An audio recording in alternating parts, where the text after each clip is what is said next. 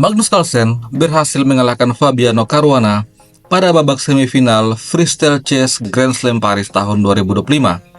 Dengan hasil ini, maka Magnus Carlsen akan berhadapan dengan rivalnya yang lain, yaitu Hikaru Nakamura pada babak final. Di game ini, Magnus memulai permainan dengan C4, mempersiapkan gajah petak terang untuk berkembang. Fabiano Caruana menjawab C5, juga mempersiapkan gajah. Setelah itu, Magnus mendorong B3.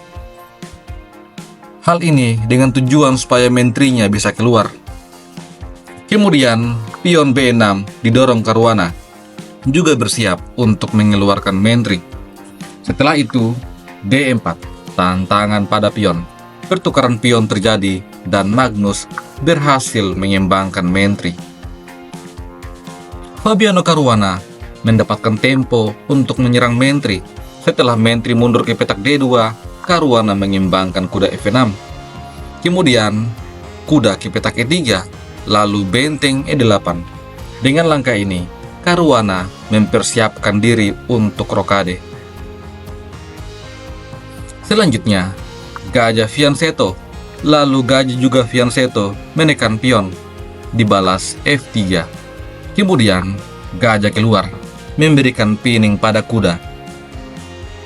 Di posisi ini, Magnus Carlsen mengusir gajah. Setelah gajah mundur ke petak H6, Magnus memainkan kuda ke petak G2. Setelah itu, Fabiano Caruana mendorong G6, mempersiapkan gajah untuk mundur pada posisi fianchetto. Permainan kemudian berlanjut. Magnus Carlsen dengan agresif mendorong H4. Lalu menteri B8 menekan pion, tetapi G4. Ancaman forking pada langkah selanjutnya. Ini membuat Fabiano Caruana menarik mundur gajahnya ke posisi fianchetto. Selanjutnya, Magnus Carlsen lagi-lagi bermain agresif. Dia mendorong pion H5. Fabiano Caruana kemudian mengembalikan gajahnya ke petak H6, memberikan pining kembali pada kuda putih. Di posisi ini, Magnus Carlsen kemudian rokade pada sayap menteri. Ini adalah posisi yang sangat jauh untuk rokade, dan benteng juga berada pada petak F. Tetapi, inilah catur freestyle. Rokade bisa terjadi, dan memang bentuknya agak aneh. Setelah itu, Fabiano Caruana menjawab dengan gajah G5, lalu gajah C2. Kemudian kuda diadu.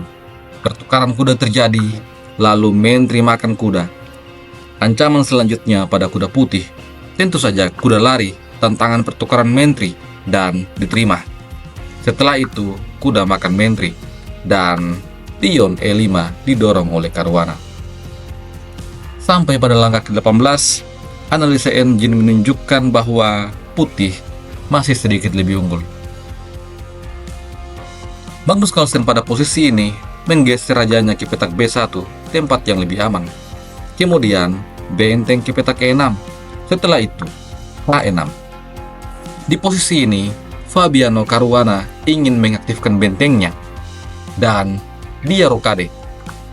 Sekali lagi, ini adalah catur freestyle, dan bentuk rokadenya memang berbeda dari catur biasa. Permainan kemudian berlanjut. Magnus Carlsen mendorong E6, dijawab D6. Setelah itu, B4 memberikan opsi untuk pengembangan perwira. Sampai pada langkah ke-22, analisa engine menunjukkan bahwa posisi ini seimbang. Fabiano Caruana kemudian melanjutkan permainan dengan kuda mundur ke petak D7, lalu raja geser ke petak A1. Setelah itu, benteng C8. Benteng memberikan tekanan pada pion. Magnus Carlsen menjawab hal ini dengan gajah B3, sebuah ancaman dorongan pion untuk menyerang benteng. Oleh karena itu, benteng bergeser ke petak F6. Ancaman gajah makan kuda dan berhasil mendapatkan pion. Ini langsung dijawab dengan C5. Apabila pada posisi ini hitam langsung memainkan gajah makan kuda, maka benteng makan gajah. Setelah benteng makan pion, benteng juga makan pion. Kuda hitam terancam. Apabila kuda lari ke petak F6, maka C6, gajah terancam. Benteng makan pion akan dibalas dengan benteng D8 dan skakmat akan terjadi. Dan apabila gajah yang makan pion, maka benteng C1. Posisi ini memberikan keunggulan yang begitu besar untuk putih. Apabila di posisi ini pion D makan pion, maka ada balasan kuda C4. Analisa engine juga menunjukkan bahwa hitam sangat tertekan. Dan apabila pion B makan pion, maka kuda tetap ke petak C4. Setelah D5, kuda serang gajah. Pion C4 mungkin bisa didorong, tetapi kuda makan gajah. Setelah pion makan gajah, benteng makan pion. Lagi-lagi, menurut engine, hitam tertekan. Oleh karena itu, langkah dorongan pion C5 diberi tanda sebagai grid move oleh engine. Ini adalah langkah pengorbanan posisional. Permainan kemudian berlanjut. Caruana tidak makan pion. Dia memilih gajah ke petak A6 dan gajah kemudian diadu. Di posisi ini, langkah terbaik menurut engine adalah gajah kembali ke petak B7. Namun Caruana membuat kesalahan. Dia memilih kuda ke petak B8, melindungi gajah. Magnus kemudian menyerang gajah. Apabila di posisi ini gajah mundur ke petak B7, maka pion C6. Dua pion yang saling berikatan adalah monster yang sangat berbahaya. Dengan terpaksa, Fabiano Caruana memilih langkah kombinasi benteng makan pion, menyerang gajah, membiarkan gajahnya dimakan. Setelah itu, gajah makan kuda, benteng makan gajah, lalu benteng juga makan gajah. Kemudian Magnus Carlsen memainkan langkah kombinasi gajah makan pion, benteng terancam. Apabila pion makan gajah, maka skakmat lagi-lagi akan terjadi. Hal ini membuat Caruana terpaksa menggeser bentengnya ke petak E6. Kemudian Magnus kembali berhasil unggul pion. Fabiano Caruana membalas dengan kuda makan pion, mendapatkan kembali pionnya yang hilang, tetapi Magnus punya balasan gajah B8, mengancam pion.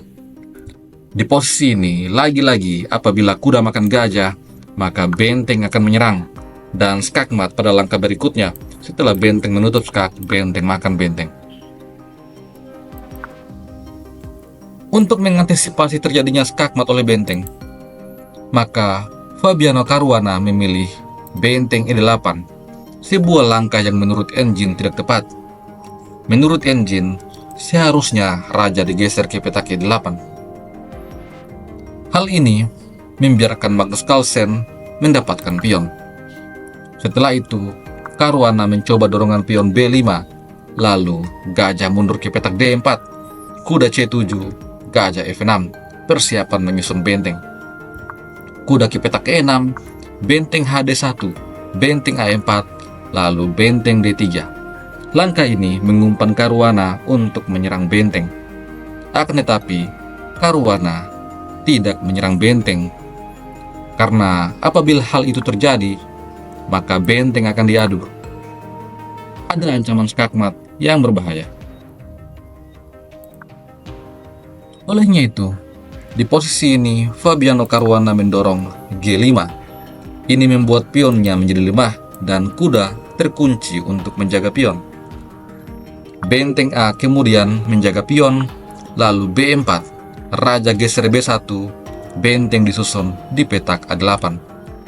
Kemudian, gajah E7 menekan pion, lalu benteng menyerang gajah, tetapi gajah kembali ke petak F6. Setelah benteng E kembali ke petak A8, berharap akan terjadi remis, maka Magnus memainkan benteng B2. Kemudian, benteng mundur ke petak E6, memberikan tekanan secara tidak langsung pada gajah dan juga pion. Ini langsung dijawab dengan benteng B3, serangan langsung pada pion B. Di posisi ini, Fabiano Caruana tidak mempertahankan pion. Dia memilih kuda mundur ke petak F8 untuk menyerang gajah. Tentu saja, Magnus mengambil pion. Sampai di posisi ini, Caruana akhirnya menyerah. Dia telah tertinggal 2 pion dan juga kalah waktu.